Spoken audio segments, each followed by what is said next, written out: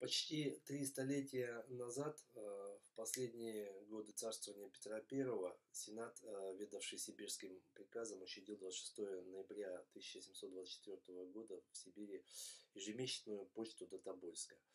С этого времени почтовое дело приобретает регулярный характер. Этому событию предшествовал период становления инфраструктуры почтового дела. В XIV веке процесс политического объединения раздробленных русских земель сопровождался развитием ремесла, внутренней и внешней торговли и промышленности Московской Руси. Возникла потребность в хороших дорогах, в появлении средств доставки посылок, почтовых грузов и письменных сообщений.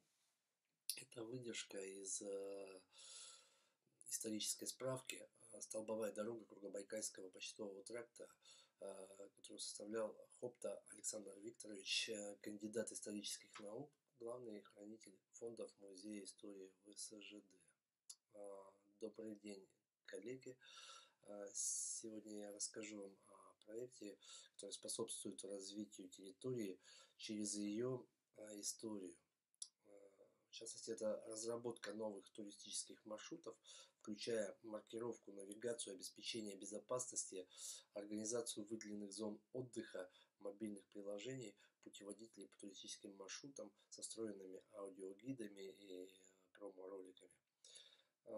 Цель проекта заключается в том, чтобы создать сеть точек притяжения туристов по маршруту Сибирского тракта, самой протяженной дороги в мире, за счет которой происходило освоение региона в границах современной Иркутской области.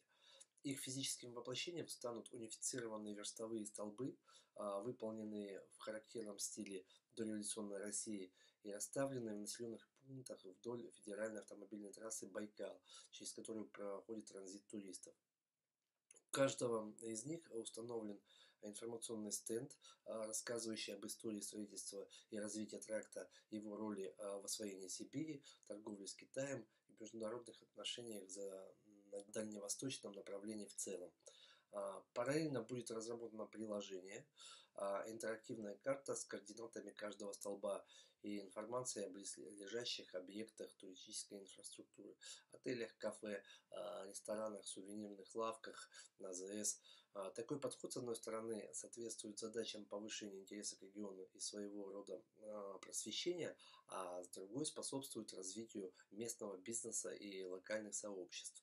При этом проект планируется интегрировать с аналогичными инициативами в Иркутской области и в других регионах Сибири, прежде всего с межрегиональным туристическим проектом «Сибирский тракт». В качестве целевой аудитории проекта рассматриваются прежде всего туристы из других регионов, приезжающие транзитом через Иркутскую область. В той же мере ожидается, что он будет интересен и местным жителям Иркутской области, предпринимающим кратковременные поездки и туры выходного дня. Иными словами, нами сделан упор на внутренний туризм, который является сегодня актуальной концепцией федеральной целевой программы развития внутреннего въездного туризма в Российской Федерации 19-25 год. Проект «Сибирский тракт» также способствует развитию смежных отраслей, и это должно стать одним из ощутимых результатов его реализации. Сегодня уже идет изготовление стандартизированных верстовых столбов и их установка в населенных пунктах, которые потенциально представляют интерес для туристов. Ведется разработка самого мобильного приложения, интерактивной карты с координатами столбов и информацией о прилегающих туристической инфраструктуре. Начаты съемки исторического документального фильма и промо-роликов. Запущен проект сувенирной продукции, посвященной истории Сибирского тракта. Спасибо.